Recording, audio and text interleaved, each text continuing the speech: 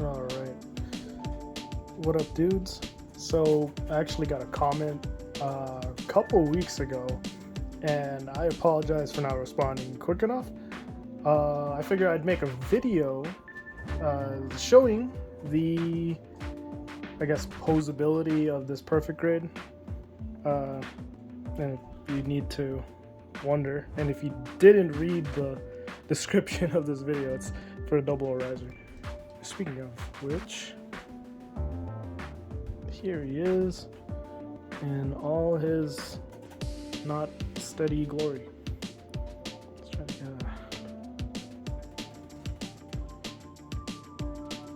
yeah, there you go. There he is. Yeah, I'm not gonna lie. I guess this might be a little spoiler, but I'm kind of sick of touching this dude.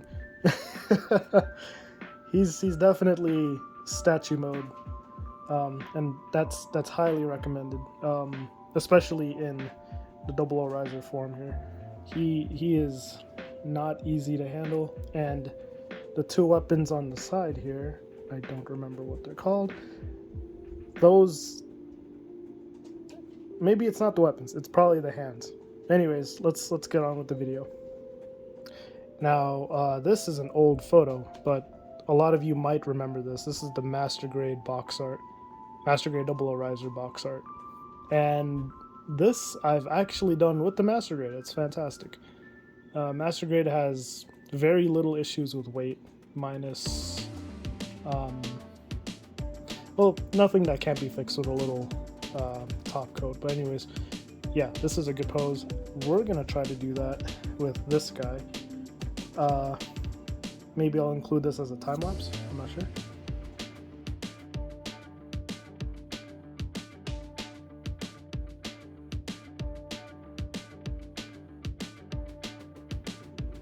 Okay.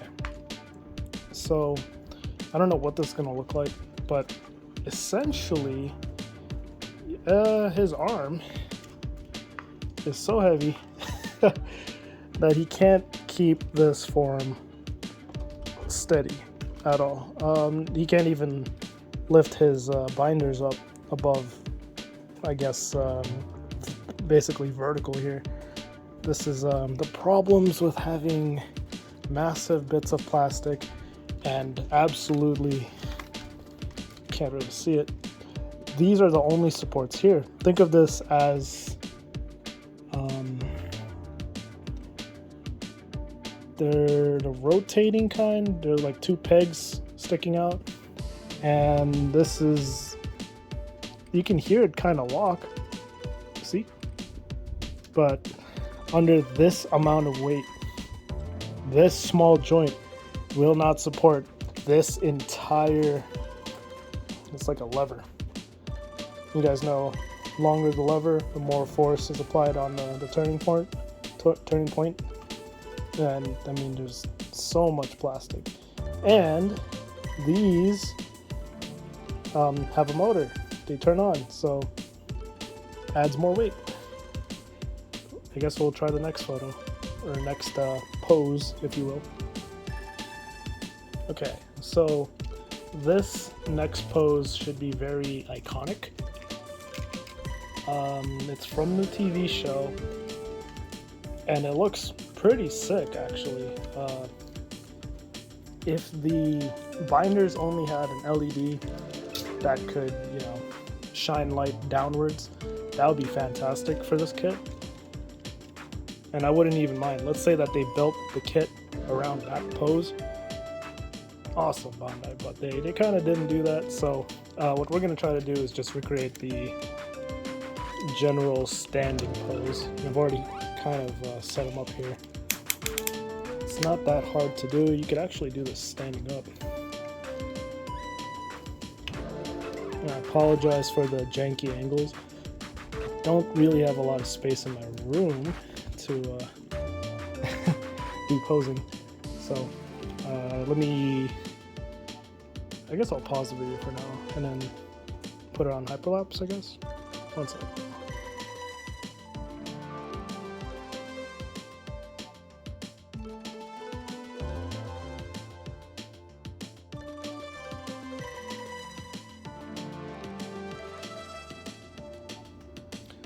Okay, not gonna lie, that was really tiring.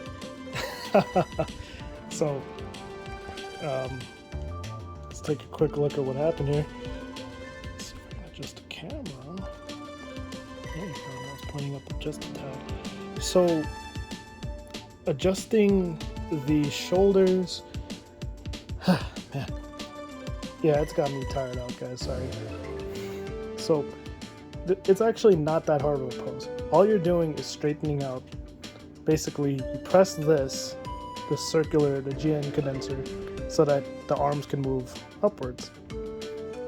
And then you do the same on this side. And then make them stand, find the balancing point, and then stick the GN swords on there. You might have noticed that I'm not actually sure if this is in gun form or not. Oh, excuse me, rifle mode? I guess that's the name. And I'm also, I'm doing this on purpose. I pinned these two bits together onto the arm because the hands are so bad on this model. They look good. They can make any sort of pose you want for the hand, but they do not hold anything. These are probably the worst hands that I've ever had on a model kit, to be honest. I think they improved this on later models, especially with the Perfect Grade Unleashed. I mean, that kit has very simple weapons to begin with. It's just a rifle and it's just a light up beam saber. But again, those are very necessary for weapons that are this large on this scale. They need something that can pin and like hold something and not move around, not have any wiggle room, because these are heavy and they need that support, you know what I mean? All right, let's move on to the next one. Well, I was gonna do this one, but I think you guys technically saw this already. I mean, it did look good, I'm not gonna lie. This is the form I'm gonna put it back in once I'm done with this video. Okay, let's see what's next.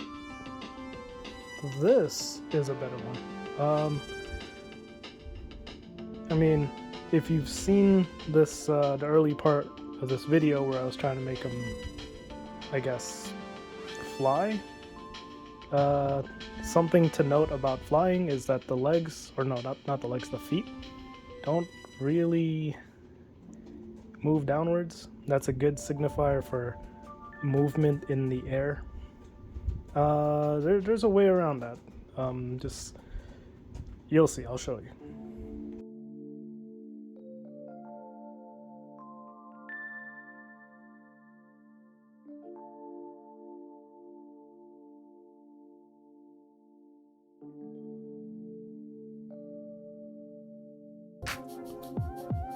Hey guys, this is post video and editing John.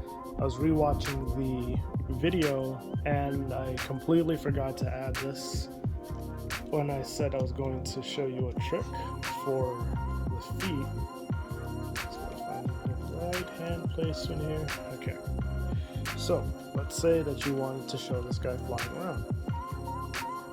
To make his feet look like they're kind of pointed downwards more, just apply a tiny bit of bend to the knees.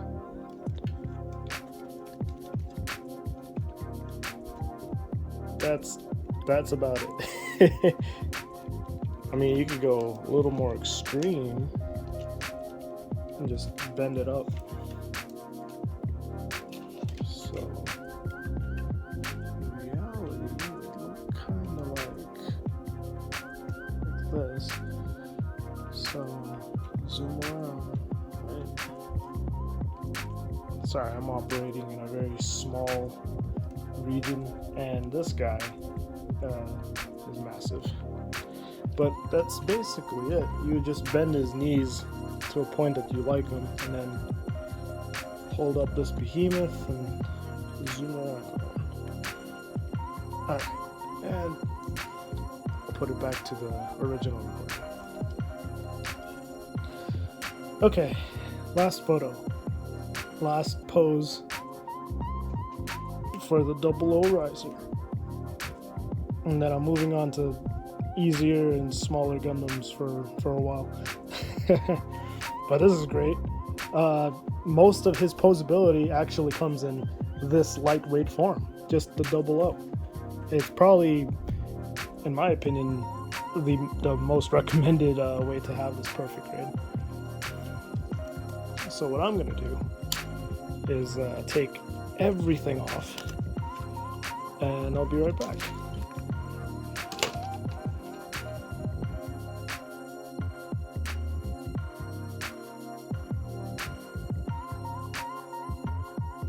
This is the last one, dudes. Pretty simple. Also, another iconic pose. If you guys ever watched the show, when the 00 gets deployed for the first time, he does this because he activates just in time before he gets basically shot at with lasers, and somehow the GN drives produced enough thrust to just kind of have the lasers hover, I guess. They were hovering in front of him, and it protected him, and then he zoomed past them, and it was pretty badass. Let's turn those on. Let's see if you can see it here. Always have to show these off. When these first came out, I thought they were the coolest thing. I've never seen, oh, they're kind of loud. I've never seen moving parts on a Gundam before.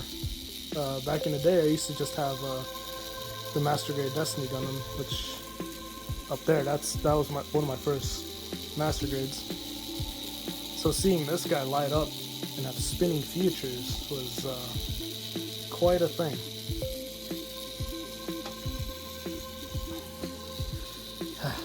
So that about wraps it up.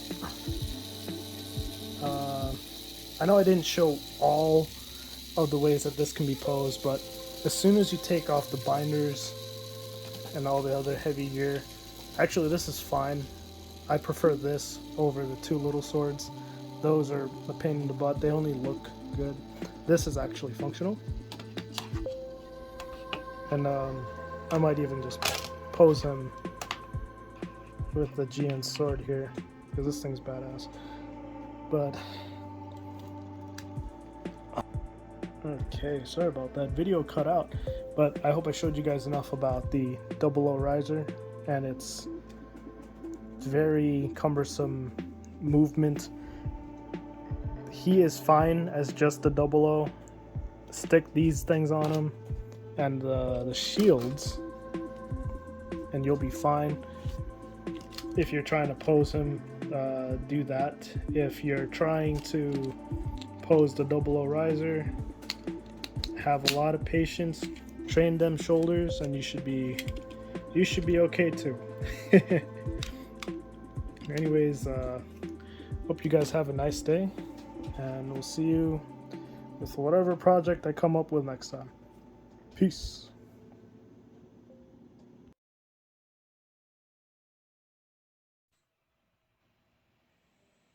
You got a hidden feature on this guy. It's actually down here. Forgot he was sleeping down there. That's Max.